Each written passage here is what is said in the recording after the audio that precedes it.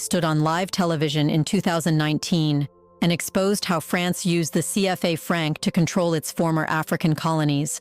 The world gasped. She revealed how African countries were forced to hand over precious resources, especially gold, in exchange for paper printed in Paris and circulated in Africa as currency. It was modern colonialism hidden behind economics. Now, years later, Senegal seems to have taken notes. On April 8, 2025, in a move that stunned even seasoned observers, President Bassirou Diomaye Faye announced that Senegal would abandon the CFA franc once and for all, and alongside it, order French troops to leave by September. Two of France's deepest levers of power in West Africa, money and military, were dismantled in a single morning. So, what happens when a nation decides overnight to cut the shackles that exploit its economy? What happens when a system built over 80 years, designed to keep Africa dependent, suddenly collapses? This is not just Senegal's story.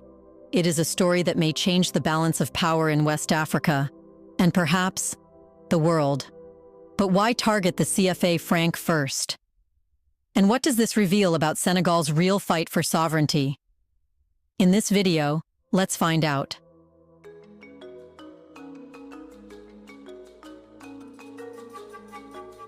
To understand the magnitude of Senegal's break, one must first examine the origins of the CFA franc itself. Created in 1945, in the aftermath of World War II, France designed the CFA franc not merely as a financial instrument, but as a colonial tool to maintain economic control over Africa even after formal independence.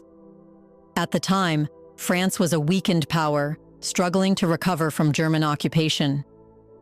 Its empire, however, still stretched across Africa. Paris knew that it could no longer directly govern these colonies. It had to design a system that kept them dependent. The CFA franc was the answer.